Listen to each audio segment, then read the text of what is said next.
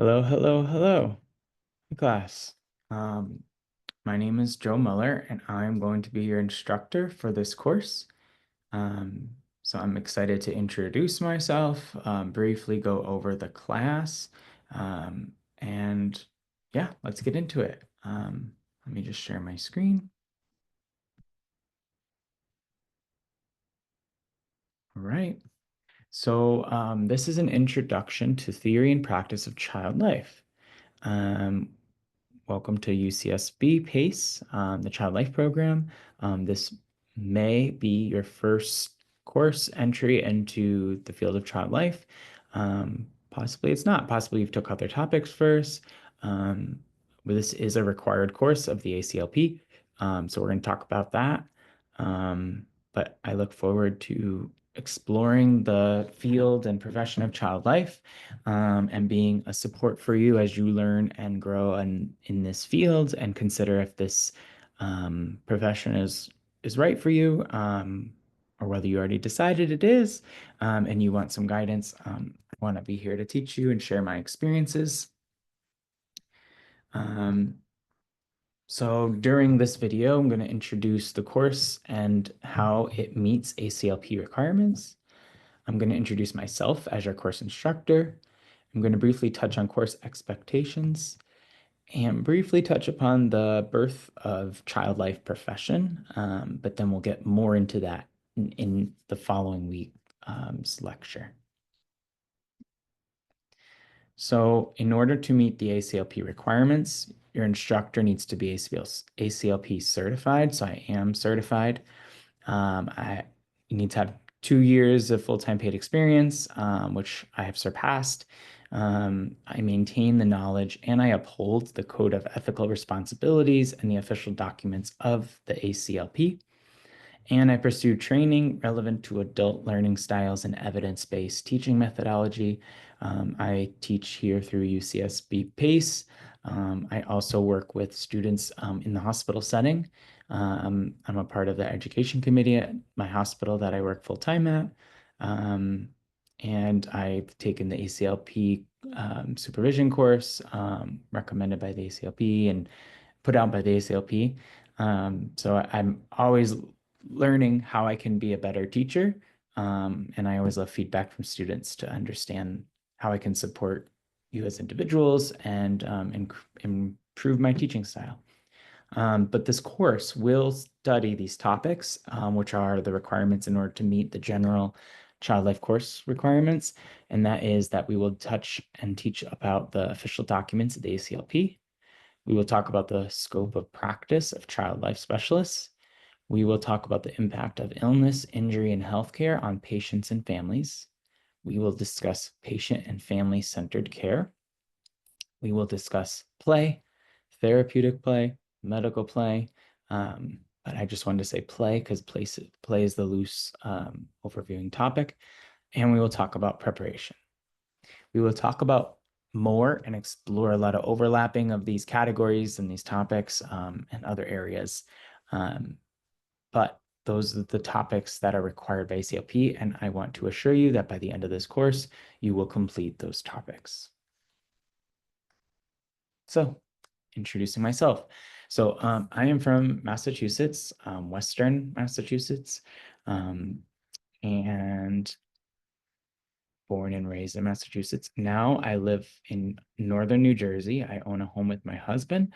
I work full-time in New York City. I work primarily full-time in a pediatric ICU, intensive care unit, or a PICU. Primarily, I'm in the neurological orthopedic ICU. And I also oversee what they call a step-down unit or a progressive care unit. So that's my full-time job. I also work on the weekends as a part-time child life specialist at another hospital within New York City. And I am kind of everywhere when you're on the weekend. And this isn't the case in a lot of hospitals, is that you kind of cover the house or different areas. So I either cover the emergency room or the primary of all the patients in the acute care and intensive care. Really depends on the weekend. I work with like a child life assistant and potentially another coworker, such as a licensed creative art therapist. to help for weekend coverage. Um, so that's a little bit about me.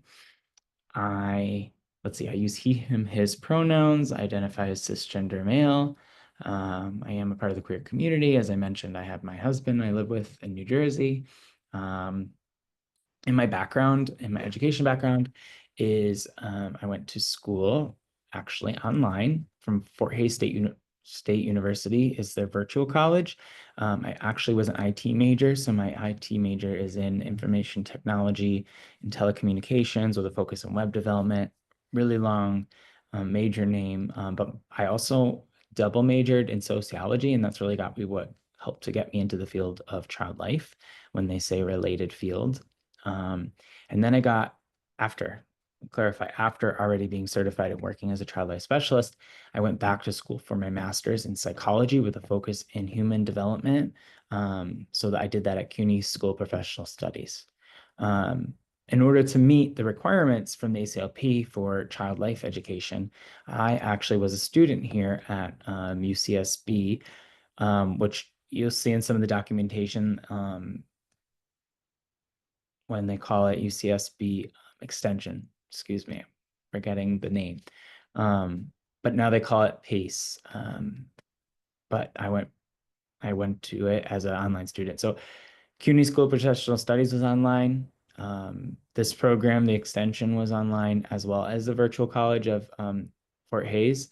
So I have a lot of exposure to online learning. And then now I am online teaching. So I started last year teaching with UCSB, and I have been enjoying it thus far. And I'm looking to continue to learn and grow as a instructor. Um, and then the symbol there is that I am certified. I'm certified by ACLP, certified in 2018. Yeah, it's about me. And what was the other thing I was going to say? Lost it, but we're going to move on.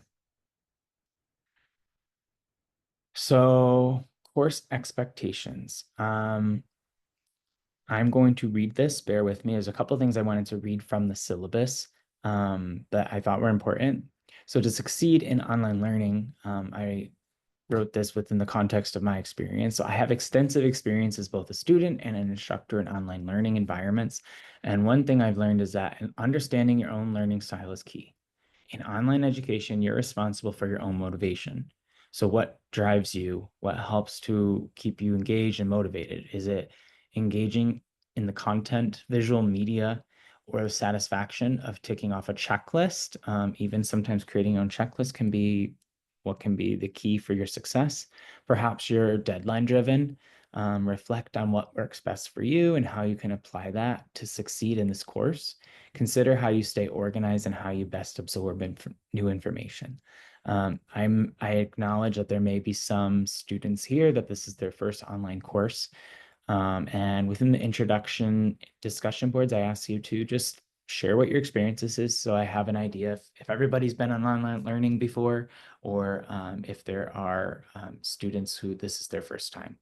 I know COVID really increased that where people who are not in online learning environments had to. But another factor is that this is asynchronous. So you're not going to be on a video call with me when I'm on a video call. You're going to do the work on your terms. As long as you're meeting the deadlines that are expected of you and the quality of work that's expected of you, then you will succeed in the course. So that could be a little different with some students that have done synchronous online learning. So to succeed in this course, I want everyone to succeed in the course. I recognize that success may look different for each student. This course provides an overview of the child life profession. So to succeed, I ask that you be attentive to the details in course content, organized and timely in managing your work and deadlines, communicative when you have questions, concerns, any issues going on that's impacting your ability to meet a deadline, please communicate with me and do it proactively. Proactive in your learning and your problem solving. I've had students miss an assignment and reach out a day or two after explaining what happened and why they were unable to meet the assignment. If you are able to, I know there are extreme circumstances, and please, I'm open to being understanding. However, If you're late because you're struggling with all of your deadlines, then please reach out before the deadline and let me know. I want to support you all individually, and I will meet those requests individually. But please be proactive and communicative. I am detail oriented, and I believe success is often found in those small details. The syllabus and assignments contain many important details, so please read them carefully before reaching out with questions. If you need further clarification or have concerns, please don't hesitate to ask. I am here to support you. So go through the course schedule, go through the syllabus, use Control F, Control Find to help search for keywords.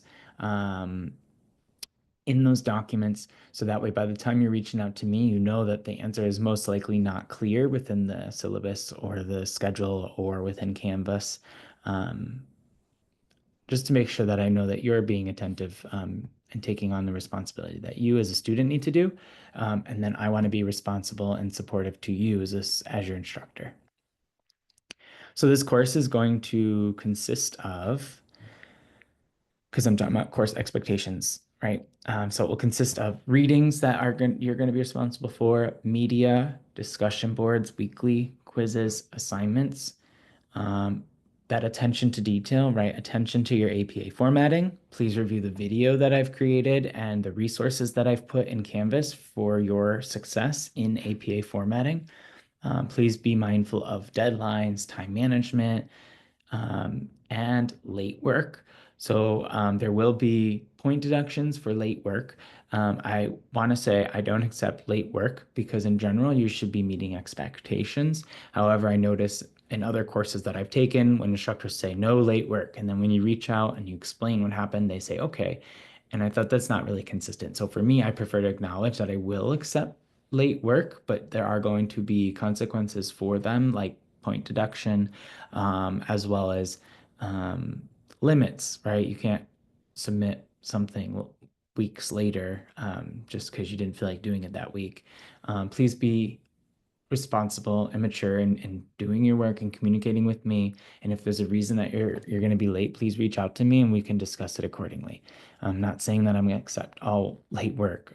So I want to be very cautious when I'm sharing that, but I also want to treat you like adults. You're an adult, I'm an adult, and together we're going to help you to succeed in this course. All right, so just to get us started, I am going to once again read the words on the slide. I really avoid a lot of words on the slides, but I thought um, these this excerpt from the textbook was really strong in introducing to child life and in relation to my philosophy on child life. So I would like to share that with you. So the story of child life begins in the early 20th century when large number of children began to be hospitalized. Children were understandably terrified at being in an unfamiliar place where many children cried and where everyone was a stranger.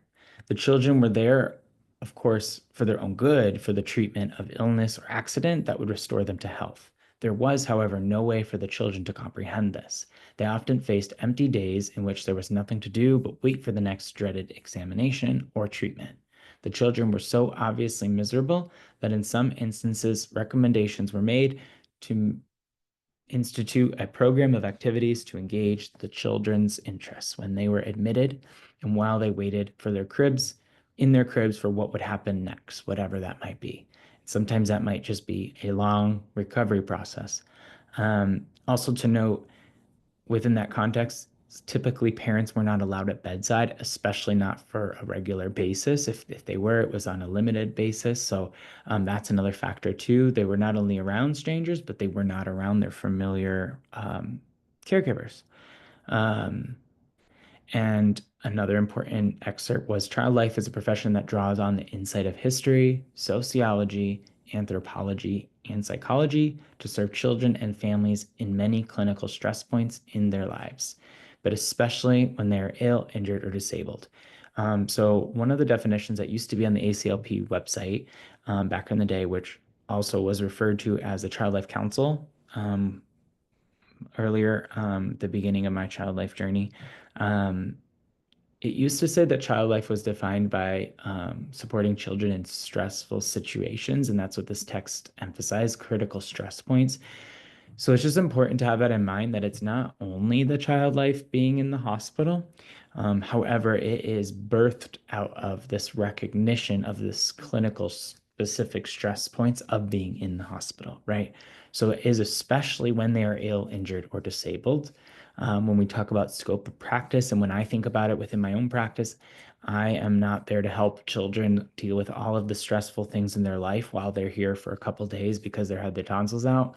I'm focused on helping them with the stress of the hospitalization and the illness or recovery or developmental needs within that admission. Um, it is focused on illness, injury, or disability. However, it is not limited to that. So just wanted to clarify that. We'll talk about it later, but child life specialists can work in the community. They can work in dental offices, which, that's still a little bit medical. They can work in foster care systems when children are removed from their homes or have some family, their home life is disrupted in some way or another. I know child life specialists work in funeral homes. That's something that I'm interested in. My ideas on that may have changed over time of what that looks like, but I do have a very specific niche interest in learning and doing some research on how child life specialists support children understanding death and dying and helping to them to cope with that initial crisis of loss.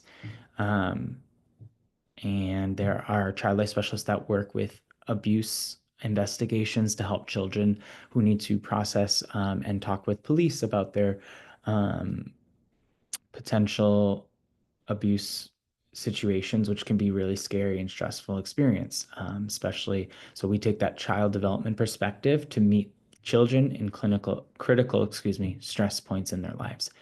Um, so that's an overview, just starting to touch on the child life profession. I am excited of the profession and the field and teaching and supporting your learning. I enjoy working with students, um, but I am excited that this is just the beginning. So here we go. I wish you all the best of luck in this course, but I know you've got this and I am here for you. So please just communicate with me and I look forward to getting to know you on the discussion boards this week. Bye bye. Thank you.